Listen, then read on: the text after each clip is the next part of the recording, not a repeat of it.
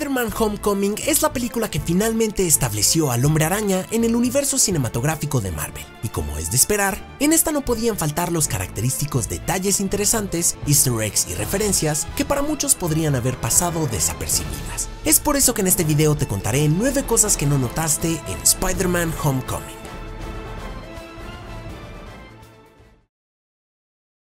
Para empezar, hablemos de nuestro nuevo Hombre Araña. Tocando un poco el tema de la caracterización del personaje, esta nueva versión por supuesto que encapsula la esencia de Spidey que es prominente a lo largo de su trayectoria en los cómics, desde lo clásico hasta lo moderno. Pero como un referente claro está la versión de los cómics Ultimate, la cual es una evidente fuente de inspiración en el desarrollo de este Peter Parker / Hombre Araña.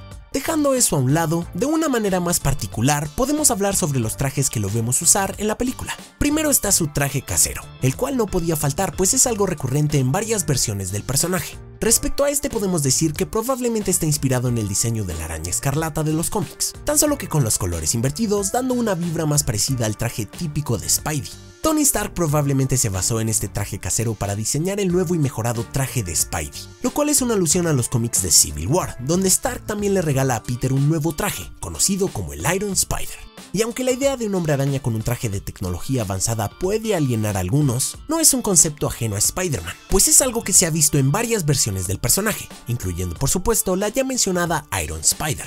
También está el super avanzado traje de nanotecnología que usa el arácnido en la serie animada de Spider-Man Unlimited, o las distintas encarnaciones de la Spider-Armor de los cómics, cuya versión más actual es considerablemente similar al traje de Spidey en la película, entre muchos otros más. Pero enfocándonos en las funciones y dispositivos que este nuevo traje le ofrece a Spidey, podemos identificar algunas cosas traídas directamente de las páginas de los cómics, como lentes ajustables, un paracaídas, rastreadores arácnidos, una señal arácnida, alas de telaraña y un montón de distintas combinaciones de telaraña.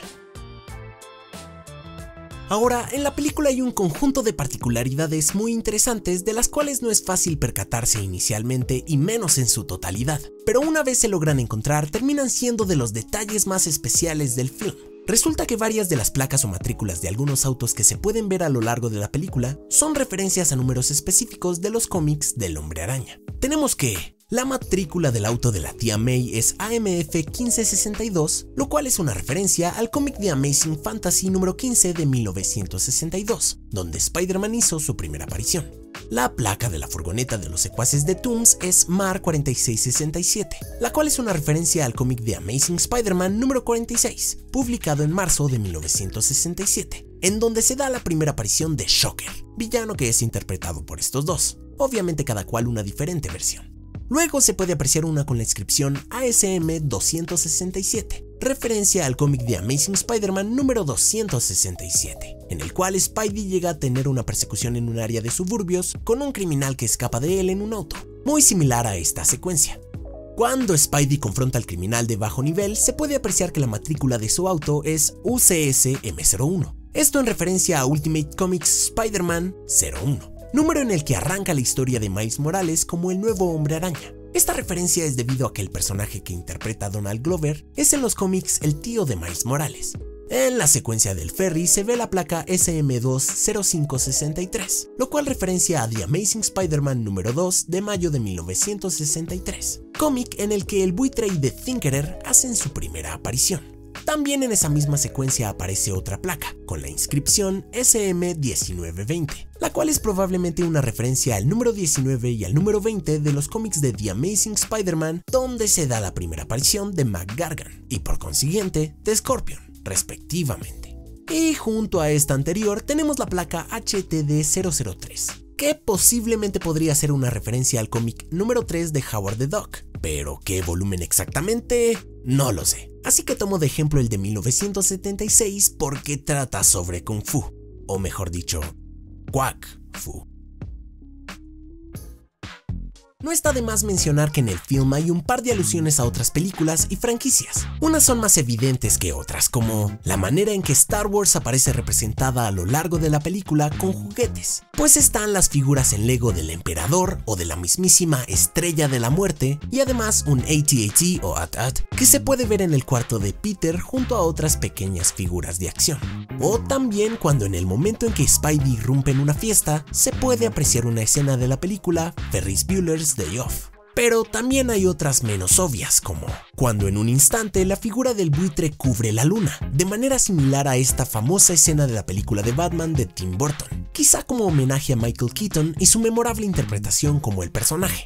También el hecho de que en la pantalla de visión del pequeño dron arácnido se puede apreciar el famoso número A113, recurrente en las películas de Pixar y también en otras más. Y por último, esa vibra a lo John Hughes que el film tiene con la temática de la escuela, teniendo como referencia específicamente a la película de The Breakfast Club. Hasta hay un póster que homenajea esa influencia ochentera, y no es una imagen ajena a Spidey, pues también se ha visto en los cómics. Además de esto, y como dato adicional, también hay un póster tributo a Ferris Bueller's Day Off y otro para Taxi Driver. En la película se pueden encontrar un montón de detalles interesantes y específicos. Al principio, en la gran estación central, Toomes y sus asociados se encuentran limpiando el desastre que dejaron Hulk y Thor después de su enfrentamiento contra los Chitauri y uno de los Leviatanes en The Avengers. El globo que aparece en la Stark Expo de Iron Man 2 puede verse al principio, en la película casera que Peter está haciendo sobre su viaje a Alemania. Esto quizá podría ser en alusión al valiente niño admirador de Iron Man que vimos en dicha película, el cual se confirmó que era Peter Parker todo este tiempo. Y con eso quiero decir que decidieron que fuese Peter después de que el Hombre Araña se integrara al UCM, porque más o menos tiene sentido. Se logra apreciar que la escuela de Peter, Midtown High, fue fundada en 1962, año en que se dio la primera aparición del Hombre Araña. En la escuela de Peter se puede ver a Howard Stark y también al Dr. Abraham Erskine pintados en un mural. Además de esto se puede apreciar una fotografía de Bruce Banner colgada en el salón de clases. El casillero de Peter tiene el número 1184. Esto tomado como una fecha podría ser una referencia al cómic de The Amazing Spider-Man número 258, el cual fue publicado en noviembre de 1984 y es una continuación del arco del traje negro que inició con el número 252, el cual se titula Homecoming. ¿Coincidencia? No lo creo. Bueno, probablemente sí sea una coincidencia, pero en dado caso de que no lo fuese, podría ser una alusión a la película de Venom que está por venir, por la introducción al simbionte. En clase, Peter resuelve el ejercicio sobre una aceleración lineal entre un punto A y B con facilidad. Por supuesto, gracias a su inteligencia y a su familiaridad con este tipo de movimiento que le es habitual al columpiarse. El video de YouTube que Peter está mirando en clase, el cual ya habíamos visto en Civil War, se titula Amazing Man Spider Saves Bus Full of Kids. Esto es una referencia a la famosa manera de nombrar al Hombre Araña como sorprendente, pero con su nombre mal escrito como Man Spider, potencialmente en referencia a las versiones monstruosas del personaje que existen en distintos medios. Pero además, si se copia el link de la página y se cambia la letra P minúscula por una mayúscula, se obtiene la URL del segundo tráiler de la película. El fluido de telaraña versión 3.01 en el que Peter trabaja podría ser una referencia a cómo hemos tenido 3 versiones del Hombre Araña, siendo esta la tercera. Y el .01 podría significar que esta es la primera película de esta tercera encarnación cinematográfica del personaje. Hay varios letreros que dicen Go Get 'em Tigers, lo cual podría ser una alusión a Mary Jane Watson y su manera de apodar a Peter como tigre, o hasta podría ser una referencia en juego de palabras a la memorable frase de MJ en Spider-Man 2. Además hay un niño disfrazado de tigre que aparece un par de veces. Se puede ver un graffiti que dice Bagley, como tributo a Mark Bagley, el dibujante detrás del arte de los cómics de Ultimate Spider-Man. Asimismo, un graffiti que dice McFarlane puede ser visto. Este va como referencia a Todd McFarlane, otro famoso artista de cómics, quien estuvo detrás de la famosa etapa noventera de Spider-Man. Se pueden ver un par de banderas de los New York Mets en el cuarto de Peter en honor al fanatismo que él tiene por ellos en los cómics. Un aviso con la inscripción Iglesia Coreana de Asgard aparece. Esto puede ser una indicación de que en el MCU existe alguna religión en torno a Thor y Asgard. El señor Morita, director de la escuela de Peter, es un descendiente de Jim Morita, el soldado que luchó junto al Capitán América y los Howling Commandos contra Hydra. Y un detalle que refleja esto es la fotografía que el director Morita tiene de su abuelo, Jim Morita, en su oficina. Curiosamente, ambos personajes son interpretados por el mismo actor. Y finalmente, cuando se muestran los coloridos créditos, el nombre de Kevin Feige y Amy Pascal aparecen junto al apretón de manos entre Peter y Ned, como una alusión al trato que Marvel y Sony hicieron respecto a Spider-Man. También hay un montón de particulares cameos, apariciones de personajes de los cómics y características sobre estos que vale la pena nombrar. Primero, Anne Mary Hogue, la directora de Damage Control y la misma organización de los cómics, aparecen. Ned Leeds, el amigo de Peter, es un personaje que en los cómics es muy diferente, por lo que su aparición en la película se vuelve más una representación en nombre únicamente, ya que el personaje en el film se parece más a Ganke Lee, el mejor amigo de Miles Morales en los cómics Ultimate. Por supuesto, Flash Thompson, el icónico bully de Peter, no podía faltar, esta vez en una versión más actual a lo que es verdaderamente un bravucón de la escuela. Jason Ionello, uno de los anfitriones del programa escolar, es en los cómics un personaje menor.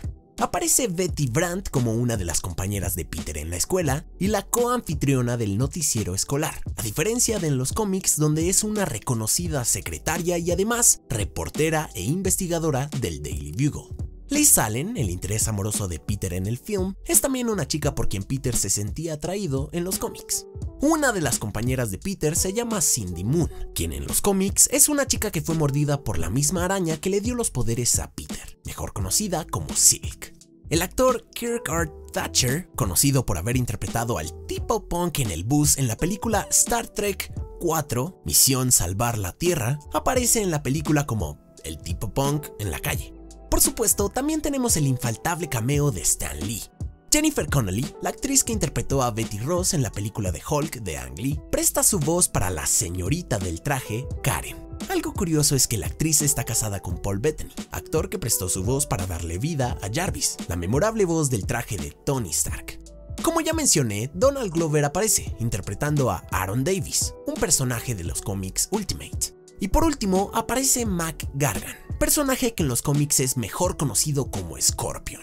En la película, este inclusive tiene un tatuaje de un escorpión en su cuello, como alusión a su alter ego de villano en los cómics. En el film hay un par de interesantes alusiones musicales que comentar. La canción Blitzkrieg Bob de Ramones puede ser oída. Fuera de que esta queda muy bien con la secuencia en la que se escucha, esto podría ser un tributo a la banda que en 1996 interpretó el famoso tema musical de Spider-Man muy a su estilo. Y hablando del clásico tema musical de Spider-Man, por supuesto que hay que mencionar que este es reutilizado para la película en una versión mucho más orquestal y heroica, por el compositor de la banda sonora, Michael Giacchino. Respecto a referencias directas a los cómics y al universo de Marvel en general, hay mucho de qué hablar. El deseo que tiene Peter por formar parte de los Vengadores refleja un poco cuando en los cómics llegó a querer ser parte de los Cuatro Fantásticos, aunque ahí lo hacía buscando un trabajo. El momento en que Spidey confronta a unos ladrones con máscaras de los Vengadores es una referencia al cómic de Ultimate Spider-Man número 42.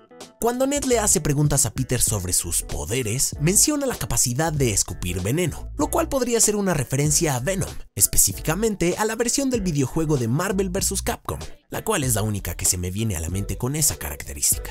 Además de eso, Ned le pregunta a Peter si puede convocar un ejército de arañas, lo cual podría ser una alusión al Superior Spider-Man y su ejército de arañas robóticas. También, Ned le dice a Peter que, si fuese él, se pararía al borde de un edificio y lanzaría su telaraña lo más lejos posible, cosa que alude a este conocido momento de la primera película de Spider-Man de Sam Raimi. Los acuerdos de Sokovia establecidos en Civil War son mencionados en una clase. El Capitán América aparece con el traje que usó en los sucesos de The Avengers. Las armas ilegales de los villanos provienen de distintas tecnologías avanzadas, como el brazo de un Ultron traído de la batalla de Sokovia, granadas de agujeros negros, cuya tecnología similar puede ser vista en Thor: The Dark World y Agent Carter, y claro, tecnología Chitauri. El arma de Shocker es una modificación de uno de los guantes de Crossbones, el cual este perdió en su pelea con el Capitán América. La armadura Mark 47 de Iron Man en la película está inspirada en la armadura que el superhéroe usa en los cómics Ultimate. El autobús que se dirige al decatlón académico pasa por la zona de limpieza del Triskelion, previamente visto en Capitán América y el Soldado del Invierno. Por cierto, mientras los chicos practican para el decatlón, el Vibranium es mencionado por Peter como respuesta a una de las preguntas. Spidey escucha a los villanos hablar sobre los incidentes de Lagos y del Triskelion. Atrapado en las instalaciones de Damage Control, Spidey saca del bolso una cabeza de un robot de Ultron. Más adelante, nuestro héroe corre por el estanque reflectante del monumento Lincoln, como el Cap y Sam en Capitán América: The Winter Soldier. Cuando Spidey salva a Liz, se hace una alusión a la famosa escena del beso boca abajo de Spider-Man. El personaje interpretado por Donald Glover es Aaron Davis, quien en los cómics del universo Ultimate es mejor conocido como Prowler. En los registros sobre él que Karen le muestra a Peter, se puede apreciar este como uno de sus aliases, junto a Brian Pinchelli, lo cual es una referencia a Brian Michael Bendis y a Sara Pichelli, quienes son los creadores del personaje. Como ya dije antes, Aaron Davis en los cómics es el tío de Miles Morales. Es por esto que en la película él menciona que tiene un sobrino, indicando la existencia de Miles en el UCM. Flash habla con su cita sobre Brancino. Esto quizá es una referencia a cuando en The Amazing Spider-Man Gwen invitó a Peter a comer Brancino. Spidey imita de cierta manera a Batman un par de veces. Primero, cuando interroga a Aaron Davis con la voz modular del protocolo de interrogatorio aumentado, al puro estilo del Batman de Ben Affleck. Y después, cuando le quita el auto a Flash, con una voz muy parecida a la del Batman de Christian Bale. Happy menciona la armadura Hulkbuster, un prototipo del nuevo escudo del Cap, y el cinturón mágico de Thor conocido como... ¿Meggingjord? Cuando Peter está atrapado entre los escombros, podemos apreciar la imagen de su rostro dividido con su máscara, reflejando la dualidad del personaje, lo cual es algo que se ha visto ya varias veces en los cómics y distintos medios. Asimismo, la escena en la que Peter se levanta y alza los escombros nos muestra una imagen muy representativa del personaje, la de Spidey levantando algo muy pesado, lo cual es algo muy icónico y recurrente en los cómics, pero particularmente memorable en el notable número 33 de The Amazing Spider-Man, publicado en 1966. Cuando el buitre está en el avión de la mudanza, dentro de las cajas se pueden apreciar por supuesto un montón de reactores ARC, armas Chitauri y la armadura Mark 42, vista en Iron Man 3. Y por último, la camiseta que Peter lleva puesta al final de la película ya la habíamos visto antes en Iron Man 3, siendo portada por Pepper Potts.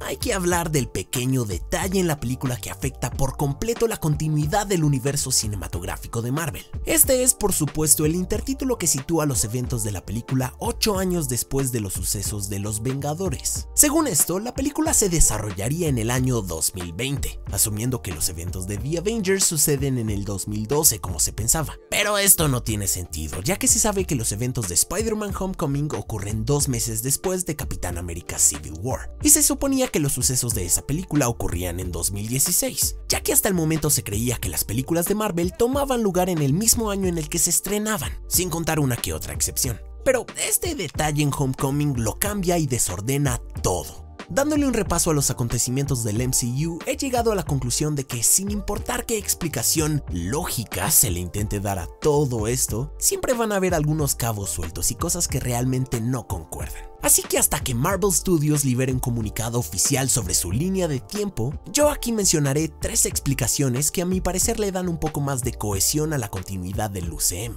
teniendo en cuenta que a fin de cuentas este es un universo sin sentido. Muy bien, en primer lugar, habría que asumir que los eventos de toda la fase 1 del universo cinematográfico de Marvel se sitúan entre el 2008 y el 2009, o hasta posiblemente un poco del 2010. Según esto, el intertítulo tendría sentido, pues el lapso de tiempo entre Avengers y Homecoming sería de 8 o casi 8 años, situando los eventos de la película en el 2017, año en el que de verdad se supone que ocurre. Bajo esto, Civil War también ocurriría en 2017, porque aparte de saber que Homecoming sucede 2 meses después de esta, se sabe que también se desarrolla durante septiembre, aunque se suponía que Civil War sí ocurría en 2016, pero como dije, no todo coincide, porque también habría que excluir a las series de televisión ligadas al UCM y omitir otros detalles, pero bueno, al menos es una explicación medianamente válida. Aunque supongo que para muchos esto no funciona, así que como segunda posibilidad, se podría asumir que después de los eventos de Doctor Strange, la continuidad de tiempo se fracturó de alguna manera, por haber trastornado la realidad con la gema del tiempo. Tan simple como eso, hasta podría ser algo explorado en futuras películas.